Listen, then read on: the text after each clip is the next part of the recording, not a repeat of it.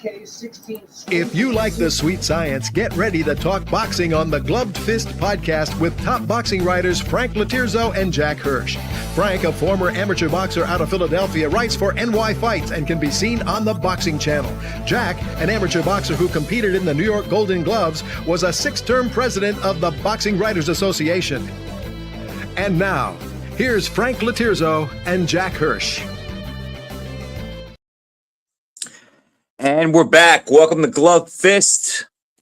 My name is Frank Latirzo, former writer, almost full-time observer, joined by former 6-term president of the BWAA, Jack Hirsch. And I'd like to say before we get started, I'd like to wish Jack a happy new year, or I should say happy Hanukkah. Brian, Merry Christmas. Happy holidays to everyone out there. Well, that covers it, Jack, but I'm a Merry Christmas type guy, but I know you celebrate Hanukkah, so I'm going to say that, right?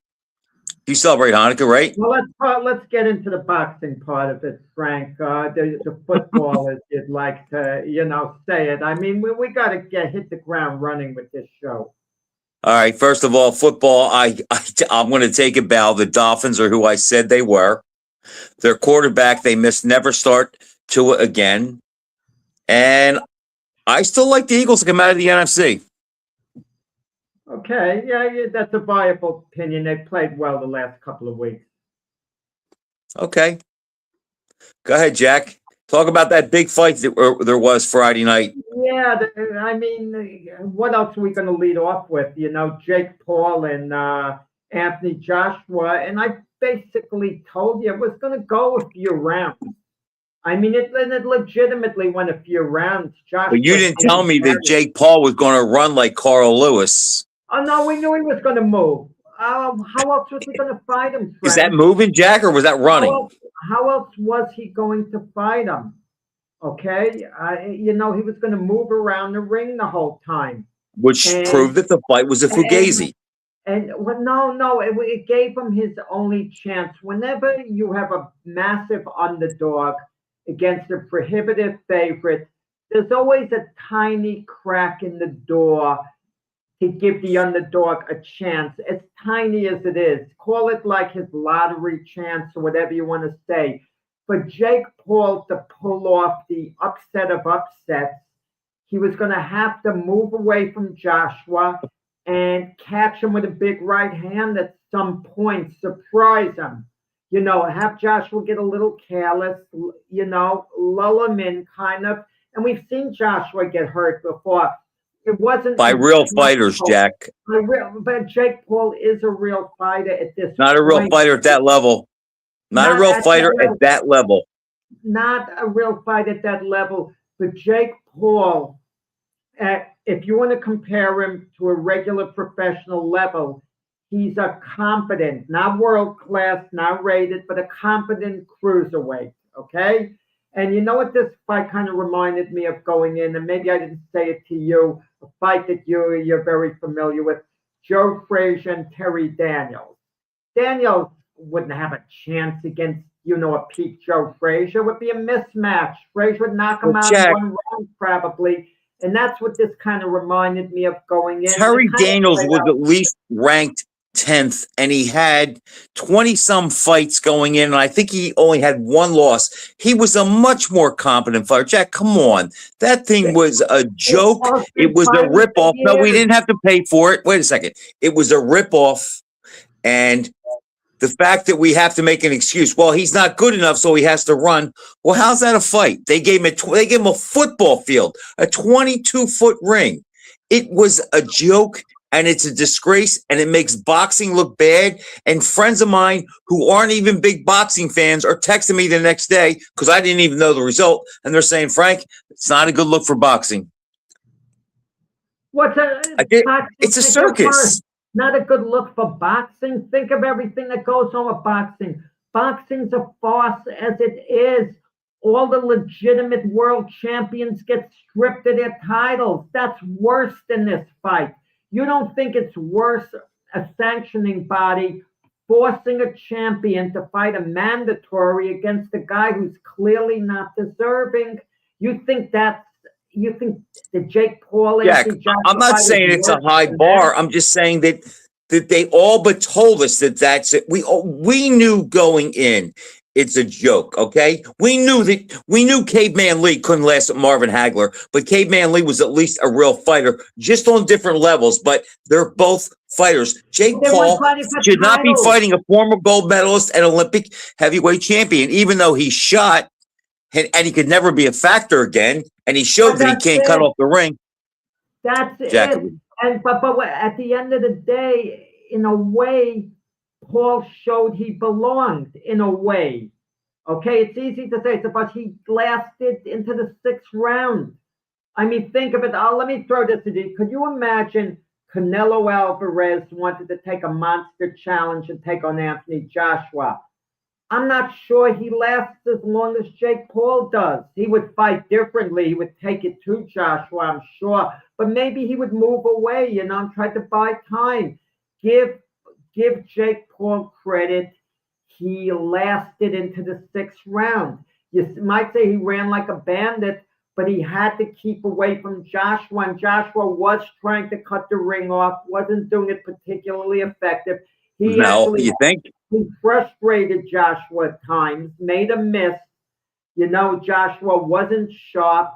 Let's be honest, Joshua was coming up a stoppage loss and hadn't fought in 15 months.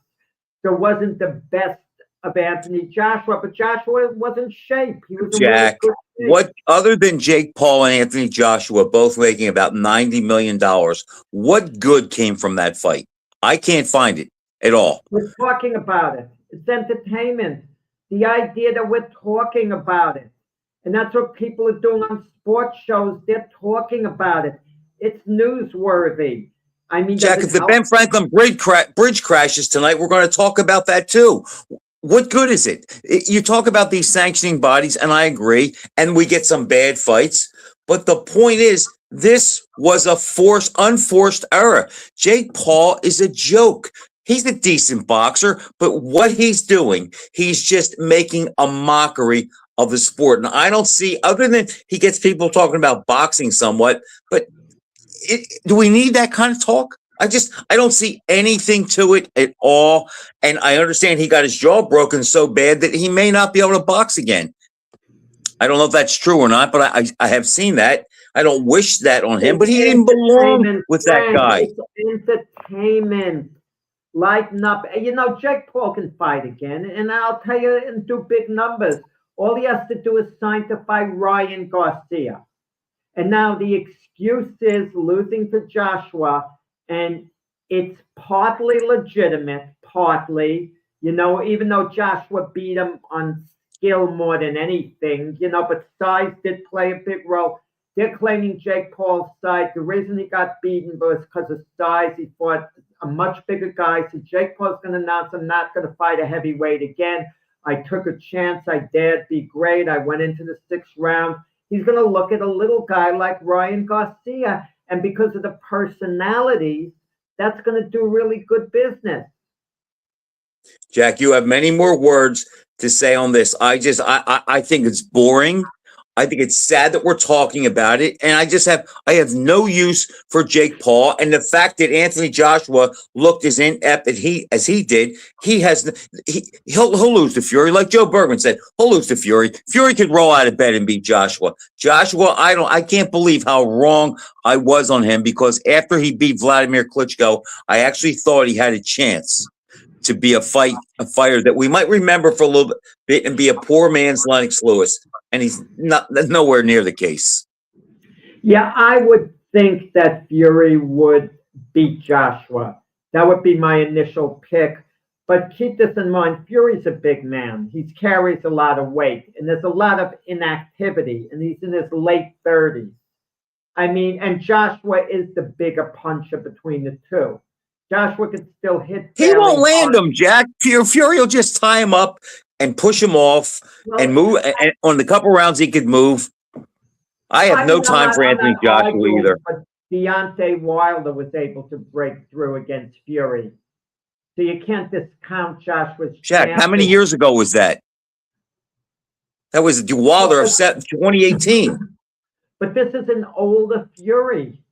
And I could argue I'm not saying he's going to beat Joshua up and knock him out. I just think it's going to be a terrible fight, and he'll do just enough where they'll have to give him this decision. But it'll be a massive fight, especially in the UK. It'll be off the rails in the UK. They'll put it in the biggest possible stadium. They'll sell out. It'll create a big buzz in the boxing world. One of the sanctioning bodies is going to strip whoever and make it into a title bout. I have mixed feelings, Frank, with Turkey, His Excellency and Dana White looking to get rid of the sanctioning bodies and do their own thing. And one end, the sanctioning bodies do some good things, but at the other end, they harm the sport. I mean, where they really harm the sport. So I would favor just one champion like everyone else, and that's it. I don't want to hear the word undisputed again. It makes a mockery of the sport. Now Frank Warren is going around because he promotes Fabio Wardley. Oh, well, we have the heavyweight champion of the world in Fabio Wardley, which is a joke. I mean, you hear that said, you just laugh about it, if it wasn't so sad. Jack, my father, rest his soul, I don't think he went past 7th grade. And he wasn't the most worldly person around that you would meet. He wasn't even he didn't have that much on the ball, but every once in a while he would say a few things, and it's just, and I'm talking about intellectually. He was a great person, but I'm talking, intellectually. And he said, and I think he told me this maybe when I was 8 or 10, and I was so enthralled with Muhammad Ali. And he said, son, he goes, sports is all about money. And you just said you would like to see one champion. Well, we did have that for a long time, Jack. And then somebody came along and they realized if we break these bodies up and we have 3 or 4 guys that can go around and say they're the world champion, then we get 4 title fights instead of 1. The fans will go for it. And it's like, it's all about money. That's my point. That's a long way of saying what I just said. It's all about money. Sports is all about money. And you can predict what's going to happen based on what just happened. Jake Paul, to me, didn't do anything. And I agree with you. The next time he announces his fight, whether he's fighting a female with one arm or he's fighting LeBron James, it'll go over and people will talk about it. It's all about money. Unmute yourself. You just put the idea in my head, Frank. That's scary. Against Clarissa Shields. Will we have to talk about that? No, not at all. I wouldn't want to see that. But look, I said it would go 4 or 5 rounds. It went 6, so that's in the ballpark. So I'm not shocked or surprised. And the reason I said it would go a few rounds is because Jake Paul is competent. He's not world class or anywhere close to it, but he's a legitimate boxer at this point. Stop referring to him as a YouTube guy. He's been in the gym for years. He's been going at it so far, like, a good 6 years. He's been sticking with this. He didn't have an amateur background. His ceiling is limited. He's not that bad of a fighter. He's not, he's not good enough to be rated. But let's say as a cruiserweight, if I said I think Jake Paul is top 50, 5-0, perhaps. Perhaps. And a cruiserweight who fights to survive, a semi-competent cruiserweight, can last some rounds against Joshua if they run around the ring. Look what Ray Anderson did with Bob Foster. He ran for the full 15 rounds. Jake did the same exact thing. You know what disappointed me with Jake Paul more than anything else? He said he needed more cardio. What the heck are you talking about? With the track meet. Yeah, but why didn't he actually train on the track? Hire someone like Mackie Shilstone. Have him do 400 meters, 800 meters with a minute rest in between. Be ready to run the whole fight. Because I'm going to tell you, had Jake Paul's legs lasted, it's interesting to see whether Joshua would have actually had to maybe even settle for a decision because it was only an 8 round Jack, fight. come No, no, no, on, no, no. It Jack, was an come Frank, on. it was an 8 round fight. Paul in Which a proves it way. wasn't really a fight. Exactly. That was my point. It was 8 rounds in a 22-foot ring. Everything was curtailed to make it a show, as Joe said. That's what it was. You talk about entertainment, Jack. You know what? I fell asleep that night. After I actually fell asleep, when I went to bed, Alabama and Oklahoma were 17-17, and I totally forgot about the charade. I don't even want to call it a fight. And it's like, I just have no need for it. To me, a fight is two guys that are, one's rated 12, one's rated 7. There's no special ring for either one of them, no special gloves. It's 12 rounds. There's none of this baloney that all these shenanigans where they, try to puff it up and sell it as something special. It's not. I'm done with it. And what's next for Anthony Joshua? He's calling out Fury because that's the only fight he wants. But, Anthony Joshua's not going to be in the sport for long. So it's kind of cash out fight. Not that he doesn't want to win it badly. I don't mean it that way. But, you get fighters like Joshua, mid-30s or whatever, they get to a point in their career where they don't want to fight much. They really Jack, don't. I just thought of something. Okay. Now, here's an example. And I didn't think of it. Someone mentioned it to me. Jake Paul ran and he made it to the 6th round. After watching that, now granted, it was not a prime Joshua, but is there any doubt what a Muhammad Ali or a Larry Holmes would have done to Anthony Joshua? Even if they would have gone rounds, they would have embarrassed him. It would have been a joke. So these guys can talk about the size and the power. Ali at 223, 225, 217. What would he have done with Anthony Joshua? Well, the best of Anthony Joshua, he would have dominated, quite easily. But listen, Jake Paul, he was more running than moving. He wasn't moving. And I said that as long as Jack, I opened the show with that. I don't want to see that. I mean, Jake Paul was fighting in a way. Like Ali would move around the same way, but he would be jabbing, scoring points, winning. It was a strategy. It wasn't a survival tactic. Paul, his strategy wasn't to win rounds. It was to survive. And he left the door open to try to win. He threw a few good right hands. And Jake Paul did actually land a couple of punches, did get through actually.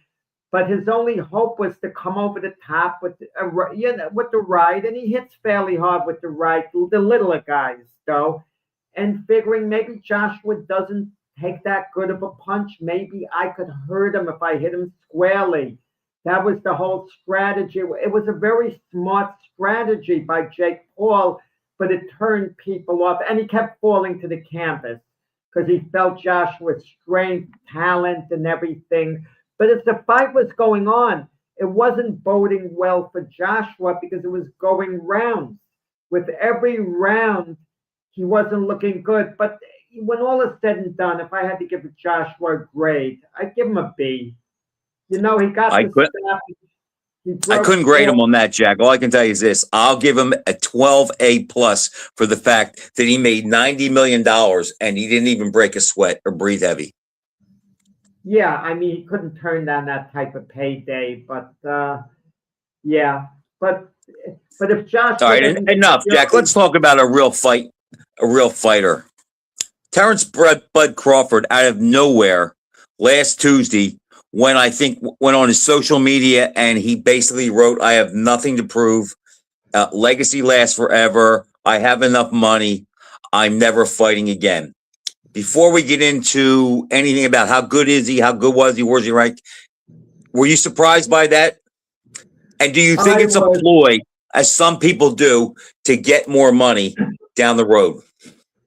I'm not sure if you could get it, but it was in the cover of Boxing News that same day, a story I wrote about Terrence Crawford. And it was a story that you would say was ludicrous, Frank, if you read it, still get a chance to read it, do it, but then again, maybe not, because if he's retired, why read it? And I tried to make a case, as unrealistic as you'd say it is, but Terence Crawford, if you want to go down in boxing history as the greatest fighter of all time, better than Sugar Ray Robinson, better than Muhammad Ali, better than everyone, I gave him a path, 9 more fights, get to 51-0. But amongst the 9 fights, he would have had to, beat Benavidez at some point at light heavyweight and Bivol. He would have had to move up. Now, it might make no sense. I'm not saying he should have ever done that. But if you want to go all out to chase greatness in the most amazing way imaginable, and then you end your career in your 51st fight, assuming he's on the top of his game with Boots Ennis, then you call it a day, and you'll have everyone like, wow, he just moved up. He beat this guy, that guy. We've never seen anything like him. That was his path. But of course, Frank, if he tried that, more likely than not, someone would have beaten him along the way. Do you think that he'll fight again? I'm not sure. I think he's one of those guys that if you look at his behavior and his lifestyle, I mean, he's made big money for a while. I mean, not Mayweather money, but he's made big money. And from what I understand, he has a big house, but it's not a palace like something Evander Holyfield had. And I know he has a couple cars, a couple older cars he plays with, but he owns, I don't. He owns a number of properties. He said he owns 1 block. A number of Okay, houses. so it seems like he's pretty good with his money. And you know what, Jack? I don't know if he needs the limelight. I just know this much: he's a smart guy, and if he's really smart, he'll never fight again. Never Frank, fight again. I know you're going to tell me to shut up, but could you imagine Jake Paul's people are strategizing and they give him an offer of $125 million to come out of retirement for Crawford to fight Jake Paul? Don't you think Terence is going to sit down and seriously consider it? I mean, Jack, that's the thing about this sport. These guys they fight so hard to get to a level where they make the big money, and then they get there and they kind of want to get out, and then somebody comes along with something crazy, and you sit back and you think, I worked my whole life to get to this spot. How can I walk away from $100 million or 95 or 150? It's like, I'm sure it would be tempting, but I don't think he would do that. I think if he fought again, Jack, it would probably have. I agree with you. I don't think he's going to fight. Who would bring him out? Bill? I mean, I don't know who would bring him out. He's not moving up to light heavyweight. But I'm going to say this with Crawford. It's impossible to say what his ultimate legacy is going to be. I just feel going forward, and we're not talking about guys like you and I who are real students of the game, who are hardcore. I don't think he's been on top long enough as a household name who's transcended a sport to be put on the same level in the public perception as Sugar Ray Leonard. No, I agree with that. Yeah, I agree with that.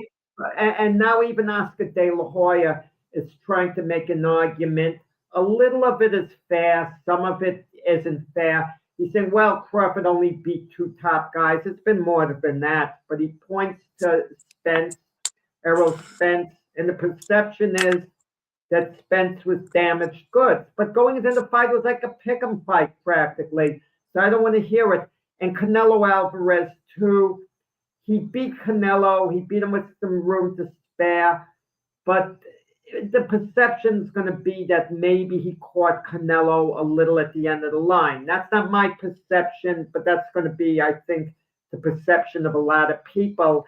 And they're not. And what are his legacy fights? What's his legacy fight, basically? I think they're going to look at it as Canelo, not Spence. I think Canelo and Spence will be his 2 legacy fights. But I would say to Oscar, give me your big wins. Who are your big wins? You fought everybody, but who are your big wins? I want to know. Who? Yeah, Ike Corte and old Chavez? You lost to Trinidad, even though, I mean, the history says you lost. So who are your big fights? But yeah. I don't like when Oscar talks like this, Jack, because No, I think he I makes himself sour look grapes. bad. I'm going to tell you what part of it is. Oscar wanted to promote Crawford at one point. He sat down with him. Crawford didn't go with Oscar. So I think it's kind of sour Okay, grapes. I can see that. You know, Oscar might believe it as well. Yeah, I mean, consider this. If Oscar's sitting down, he's thinking, wow, you know, Crawford wasn't as good as Sugar Ray Leonard. He wasn't as good as Tommy Hearns. He wasn't Well, as good as Oscar Pernell wasn't. Whitaker.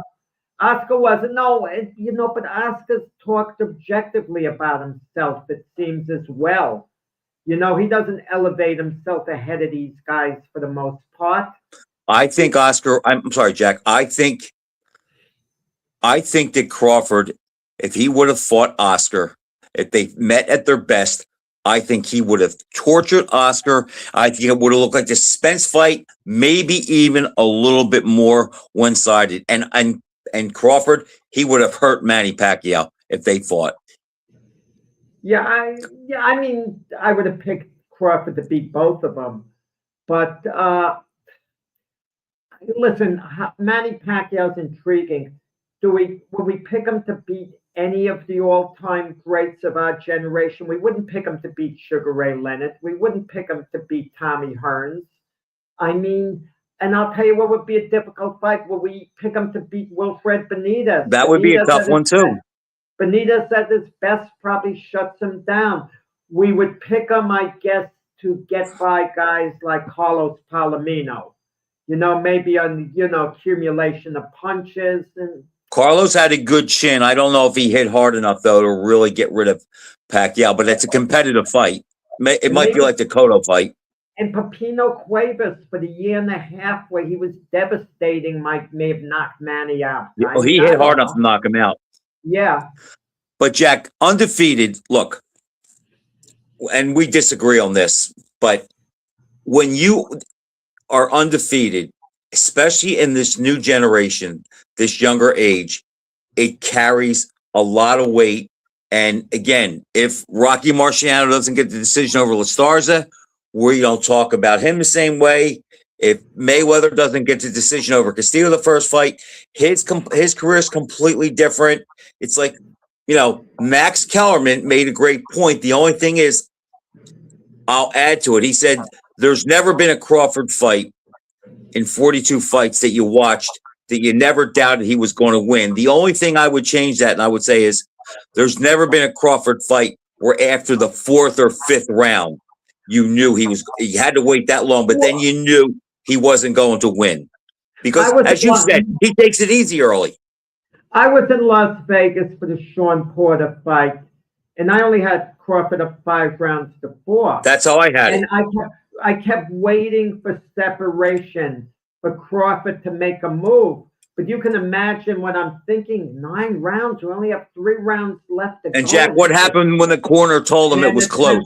And then the 10th round, because Crawford is such a cool customer, he, you know, may have been thinking, okay, I'm up only a round, I'll turn it up a notch and I'll go on a spurt and you know, end it up, put so much distance between me or whatever. And it's, yeah, listen, but you need the legacy fights. Look, a guy like Marvin Hagler was just another guy, just another champion until late in his career when he, you know, fought Tommy Hearns and Ray Leonard. And the Ray Leonard fight should have hurt his legacy.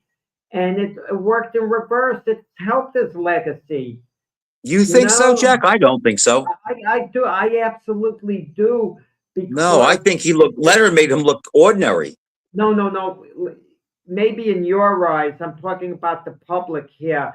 Hagler's popularity skyrocketed, and half the people you talk to feel Hagler won the fight. Maybe even more than half. I didn't see it that way. I saw Leonard winning the fight. There's no argument. You don't have to argue with me. You know, we're on the same page. Leonard rightfully got the decision. but there are people out there who feel Hagler was kind of like hard done. Jack, the thing that gets me is, and as I'm getting older, I come up against it more and I have to refute it. I'm a little tired, getting tired and annoyed of the argument. Well, who'd he beat? He didn't beat anybody. This guy beat that guy, and so forth. First of all, and I've been guilty of this because I've held that against Bob Foster at times. You can only beat who's out there. And Crawford, to his defense, he fought 10 guys who were undefeated in title fights. And Jack, if you go through his record, those guys were never defeated more one-sidedly before they fought him or since they fought him. He was threatened 2 times in his career to lose. Spence and Canelo, and look how he stepped up. And I've always said this about Mayweather.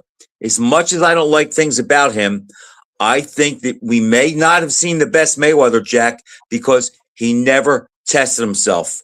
But all I can tell you is this: Crawford never had a close fight, stepped up, beat 2 boogeymen, and Jack, I think all time. Look, can I put him ahead of maybe Gavilan or Emil Griffith? Maybe not for career, but as far as head-to-head goes, with anybody between 40 and 60, I think he's even money with anybody, and I would put him in the top 20 to 25 all-time greats that I've seen. Yeah, listen, one of my idols was Emil Griffith. I got to spend, time with him while he was alive. I love it, Jack. I grew up watching him fight. Crawford beats Emil Griffith, the two of them at their best. See, Griffith now that says a lot that you admit that clean. Yeah, he was a great. But you can't compare their records. I mean, look who Griffith fought. He fought Rodriguez 4 times. He fought Bonzone twice, Benvenuti 3 times. I mean, Griffith has the better accomplishments as far as record goes. But if you had to rate them as light welterweights, who would you rate higher? Yeah, but I see a point too. Griffith nearly beat Monzon in their rematch, and Crawford was not going to be the peak Monzon. Was he going to give him as good a fight as Griffith did that night, that afternoon? I doubt it. Jack, I have one for you. Think about this, and I've been saying this lately to some guys. You're a trainer and you have a welterweight, okay? Because we're going to say Crawford, we're going to rank him at welterweight. Didn't have enough fights at 54, didn't have enough fights at 68. So let's rank him at welterweight, where I think he had 10 title fights and he stopped everybody. Okay? You have a welterweight and you get a shot to fight Terrence Crawford. Let me ask you this, Jack. What's your strategy? Where's his weakness? What do you tell your fighter? Here's where you can exploit him, because if you can think of one, you're a better man than me, because I can't think of a weakness, or I can't think of something that I would say how to attack him where he's vulnerable. I thought you were going to ask me one fight if I could have a former champion of welterweight who could exploit Crawford's weakness. And he's not hold off on that. Give me the strategy and then give me your guy. There's no strategy, Jack. Think of a fighter. Think of all the great fighters that have come along. I can think of a couple guys like Sugar Ray Robinson. There's no strategy.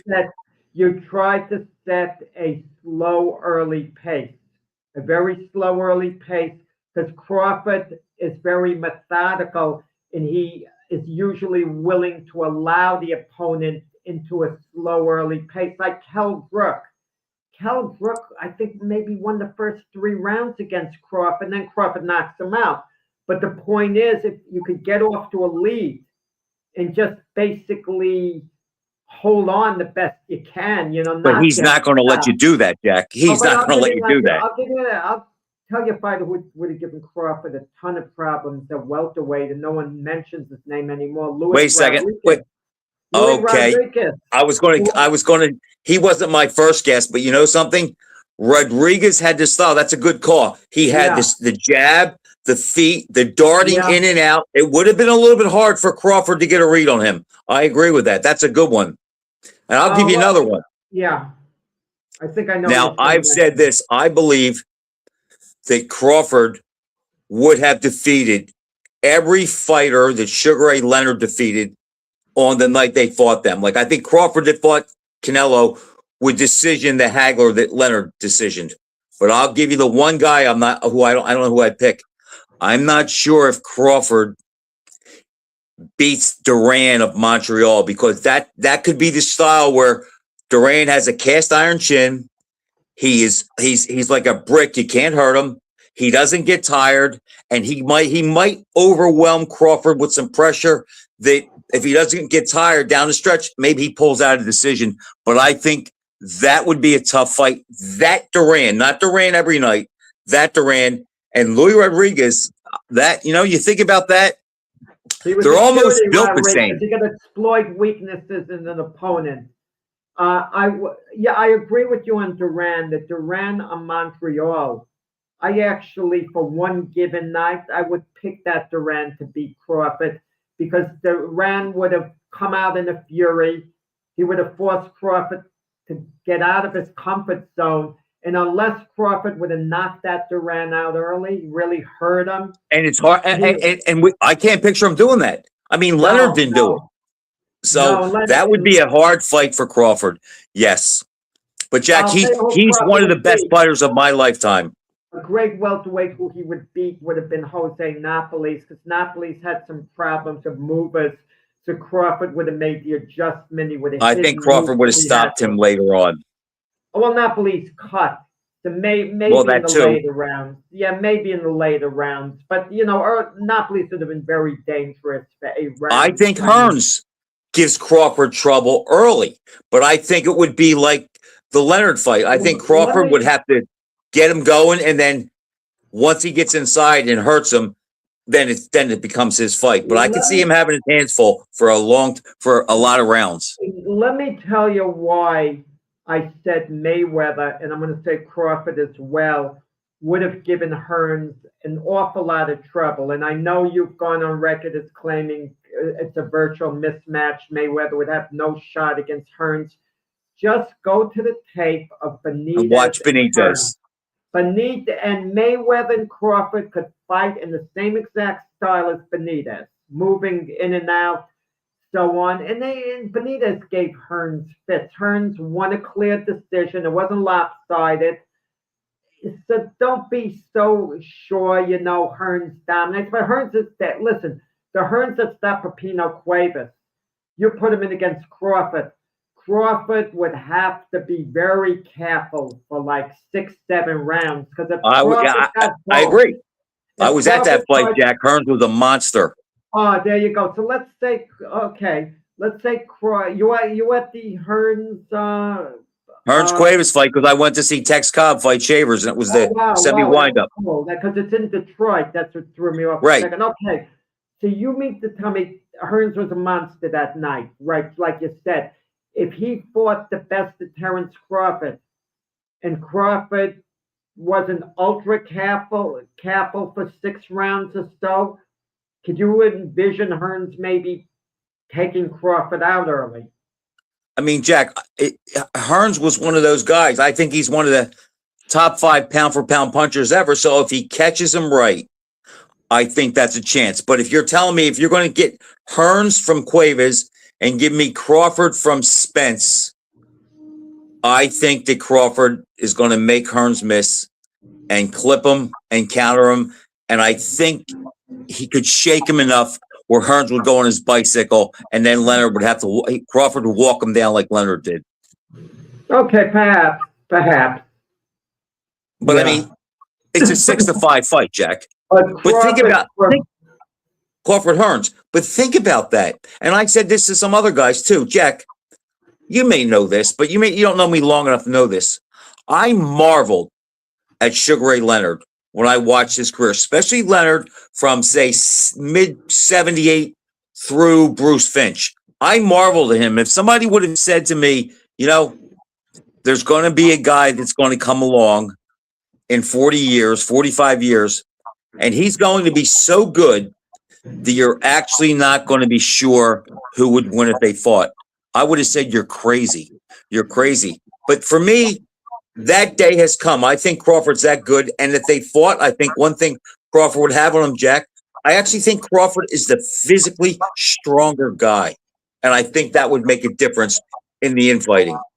And I'm going to tell you, had it been Crawford opposite Sugar Ray Leonard on November 30th, 1979, instead of Benitez, had Crawford been the defending champion, there's a reasonable chance Crawford would have retained the title against Leonard that night. That wasn't quite peak Leonard, but I know what you're saying. Yeah, I mean, Leonard didn't dominate that fight. He had an edge, winning more rounds. But it was nip and tuck, throughout the fight, even though Leonard was up 9 rounds to 5, 10 rounds to 4. I mean, and Benitez couldn't have generated and didn't generate the type of attack that Crawford could have. And he wasn't busy enough to to beat Leonard. But he just Crawford wouldn't have. Crawford would have been busy. Crawford has the offense, yes. But Jack, think about it. When I said, and I thought about this, if I had to build a fighter to beat Crawford and to come up with, what his weakness is, that's a tall task. And I'm trying to think how many fighters that we can say that about. Like Marvin Hagler, as great as he was, he didn't like to fight as the aggressor. He'd rather you come to him and him counter you. If he has to go tracking you down like he did Duran and like he did Leonard. No, he was the aggressor against Hearns. No counter punching in the Hearns fight. And think about that, Jack. That's probably one of the best I got one for you. Strategic moves. This is laughable because we were talking about Jake Paul earlier in the show. Had Crawford been in with Jake Paul, he's a much smaller guy than Anthony Joshua. Does he get Paul out? He would have beat the hell out of him. I don't know if he stops him cold. He would have beat him up bad, though.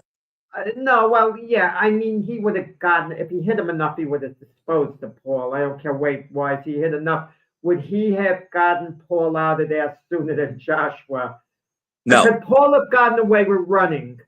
No. Against Crawford. How long would it have taken Crawford to cut the ring off and to start, basically starting to finish? Jack, I don't think he would have fought him that way. I think he would have tried to lure Paul into coming to him so he could capitalize off a mistake. Because I think Paul's size and physicality, I think Terrence would have thought it's not the best guy to chase.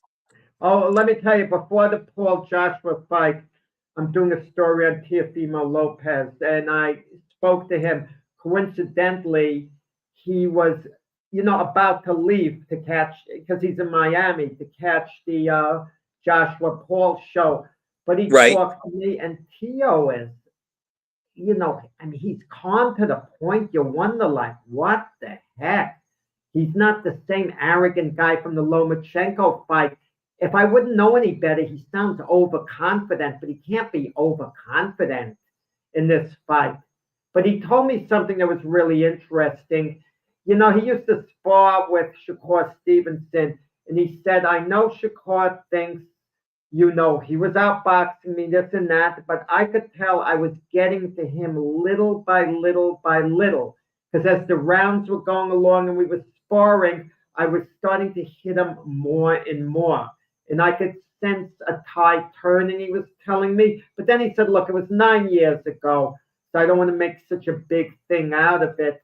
But he just feels like Shakur is hittable, despite what people say, and that he's going to be able to land punches. He wasn't bragging, but he just feels, he'll be able to reach Shakur Stevenson with his punches.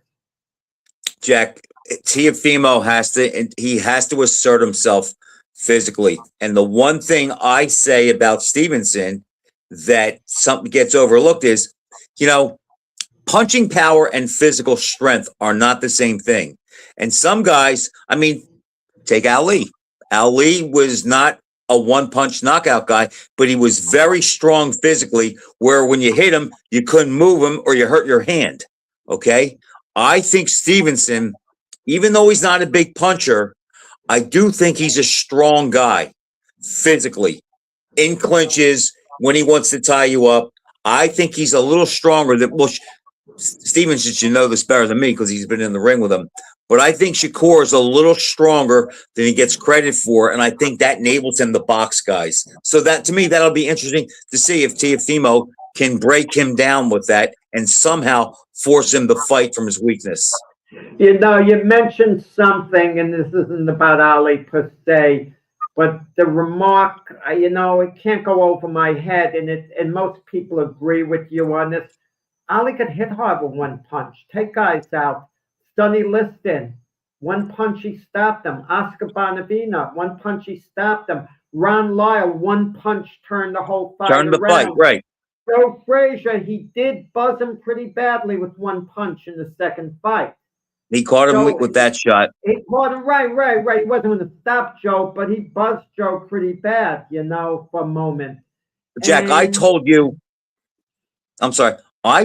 what Willie Reddish said to myself and Curtis Parker in '79 after Curtis and I got done sparring. We're sitting Liston's guy. Right. I'm sorry. Yeah, Liston's trainer. And he said that Sonny said to him that Clay hit a lot harder than people think. He said, and, you know, everybody told me before the fight he couldn't punch. He goes, that's not the guy I fought. So, but yet I know guys that know Patterson, and Patterson has said Ali couldn't bust a grape. So I do think everybody's punches affect you differently. Was knocked out. You could say he was tired, but the bottom line is, you know, Ali's power did end the fight. As far as Patterson went, Ali did hurt him in the second fight in the 6th round, I believe it was. He beat him up bad. Yeah, okay. Listen, and Patterson. The first fight, Jack, he just stabbed him and tortured him. Yeah, I could understand Patterson. He was hurt less by Ali than a number of other guys. Certainly, Liston hurt him a lot more. Johansson, Quarry knocked him down a couple of times. And Speaking about Ali's punch, Ali hit Quarry and hurt him bad with a good right uppercut in the second fight. Right before they stopped it. Remember that uppercut hook? I think Quarry basically quit at that point. I want to mention, I forgot to mention before, when you were talking about, well, you can only beat what's put in front of you. You shouldn't be judged, you know, otherwise. Look at Vladimir Klitschko. No one rates him top 10 because we hear the same argument. Who did Vladimir Klitschko fight? And it's not his fault. What can he do? The only thing I would say that, Jack, is dominant champion. The only thing I would say to that is, in 10 years, somebody had to be pretty good or have a good night. But, you know, that hurts him a little bit because he didn't always look good in the fights he won. And in some of the fights he lost, he looked pretty shaky. And look, it hurts Bob Foster. Who's his best win at light heavyweight? Dick Tiger, who's a 5'7" middleweight? I mean, really? And then the thing that hurts Foster is Tiger beat Jose Torres twice. You know, then he beat the #1 contender Roger Rouse at light heavyweight. And then Tiger, after getting stopped by Bob Foster, he scored some good wins. He beat Nino Benvenuti and in a non-title fight, Frankie DePaula. He had a heck of a resume, Tiger, when he moved up. So you're saying that looks good on Foster? What about Mike? Okay, if we never used this topic debated, if we talked about the most devastating knockouts in boxing history, I'm not sure what order it would be in, but if I said Foster's knockout of Mike Quarry was the most devastating ever, you could disagree, but you certainly couldn't turn to me and say that's ridiculous. Jack, I've told you before, that's the one time I watched the fight live and I thought I saw a man just get killed. That's how devastating that left hook was. Mike Quarry had a really good chin on top. Wasn't a big puncher, but he took a good shot. Right, and Foster just annihilated him with one blow. And Foster has some of the best knockouts. I mean, Rondon, Tiger, and Quarry. I mean, that's Hearns level stuff. Yeah, speaking of knockouts, I hate to bring this topic up because of the amount of respect I have for Rocky Marciano and his come from behind knockout of Jersey Joe Walcott because I think he beat the best version of Jersey Joe. I don't want to hear Jersey Joe was 38. But everyone considers it a one-punch knockout with that great right hand with Walcott was against the ropes. But that left hook to the ear, was it made? On the way down? He was sagging on the ropes. If it wasn't for the left hook to the ear, let's say that never landed. I kind of wonder, was it a two-punch knockout? I don't know, Jack, because Walcott was really hurt, and it must have done something to him because Walcott only fought Marciano for the money in the rematch, and he didn't even give it a good effort. He wanted no part of it. Oh no, the second fight, no. When you give it all you have, and it's not good enough, Walcott wasn't going to put himself through that again. He said before the first Marciano fight, take my name out of the record books if I can't beat this guy. He didn't think much of Rocky going into the fight. And listen, in the first round, he drops Rocky with a left hook. And then he, laid a beating on him. But Marciano had this great resolve. Jack, you know what the worst thing that happened to Walcott in that fight? I used to be a fight collector, and I had a VHS copy of that fight, probably going back to the 80s. So I would have guys who would want to copy the fight that never saw it. So a lot of times I'd sit there on certain fights and I'd watch the fight as it was recording. The worst thing that happened to Walcott, Jack, was knocking Marciano down in the first round because it was too easy. And I really think he chased that knockout the entire fight after that, because if you look at the fight, every time Walcott moves and he gives Marciano some movement, he got the better of him. It's when he stopped and planted and said, I can go here and get him. And that's what got him. If he didn't knock him down the first round, he might have beat Marciano by decision. When you talk about Walcott and knockouts, I said a little while ago, the most devastating knockout was arguably Foster. The most important one-punch knockout in boxing history could have been him knocking Charles out. Yeah, and it was so classic to watch the way Walcott took a step in. It's like he walked to him, took a step in, and boom. Was that a hook or an uppercut? Good question. Pretty close. I'm under the impression it was a hook, but yeah, an uppercut. It looked like he came underneath, but it was part of a hook. I've been trying to figure that out for years, Jack, to say specifically what it was. It was a hybrid hook, I guess. A quick quiz. Which heavyweight, well-known heavyweight in boxing history, threw a punch that was a combination of both a hook and an uppercut at the same time when you threw it? It was kind of like in the middle. The Smash. There you go. You're Ruddock. Smart, Frank. You got that. Razor Ruddock. Yeah.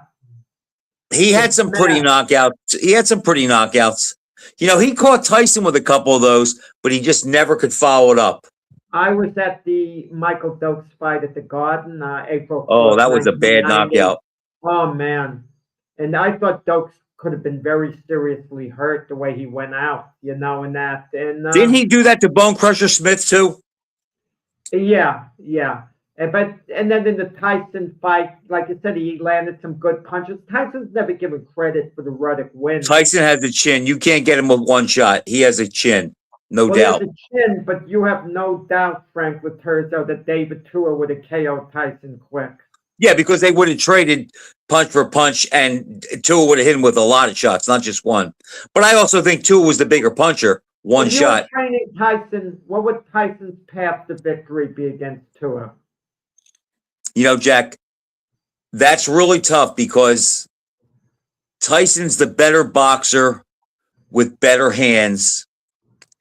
But really, for him to have his best shot, Jack, he has to do something he doesn't like to do and he's not good at, and that's to move away some and jab and try to pick his spots, but that's not who he is. Did he ever fight Tyson in his whole career where he actually boxed, moved? Wasn't coming in, moved side to side, showed he could execute the type of fight we're talking about. I can't recall one. No. Jack, same thing with Joe Frazier. If you make them back up. Against Ron Stander. he showed he can, and in the second A form, little bit in the third round, he backed off and jabbed. But He Standard was showed if pretty he cut had up by to, that time, Jack. he showed if he absolutely had to, he can change his style perhaps. But Tyson, it That was was all, against a beaten up Standard, though, Jack. I don't think if Standard was in his was still fresh, I don't know if he beats him that way. But Jack, Swarmers cannot. I've seen two Swarmers change in big fights. Duran, when he fought some of the bigger guys, learned how to back up and counter. And Marco Antonio Barrera did that with Muhammad a lot too. Instead of just going to him into his power, he backed off and gave him different looks. And then when Hamed thought it was okay, then Barrera went after him. But it's seldom guys do that. Yeah, Joe Bergman asked us a while ago, how do you guys see the Inouye fight on the 27th against Picasso? I mean, how do you pick against Inouye at this point? I'd be lying if I said I saw Picasso fight, but Inouye is a generational talent, and it's like, how do you pick against him? Exactly. I read about with Picasso, but I haven't seen him fight. I'll tell you what, Joe. I'll give you Picasso in 10-1 odds. I'll do that. Well, Porter was no pushover. You know what? He's right about that too, Jack. And nobody ever stopped Porter too. We were talking about that fight earlier. We both had it 5-4 in rounds. And when Bomac said this thing's a little closer, I mean, think about that. There's a guy that was never stopped and really never hurt in that fight. And once Crawford turned it on, he hurt him bad. And I was a big Porter fan. And you know what? I'm glad he retired. Because you know what? I think he's a pretty good analyst. Some of his outfits make me crazy, but I think he's a good analyst. Who are we talking about? I missed that. Sean Porter. Oh, Sean Porter. Yeah, I mean, yeah, he's not given like major roles, whatever. But yeah, he's he's well-liked guy. He was on the. And Jack, I know we're going back and forth, but here's another thing. Think about this: how much better would Crawford's resume look if he had Danny Garcia and Keith Thurman on it, but they wouldn't fight him? He tried to get them, they wouldn't fight him. What if he has those two wins on there and he stops both of them, which he would have done? What it is, once Crawford hit the stage, right before he retired, everyone would want to fight him because it meant money to them at that point. Right.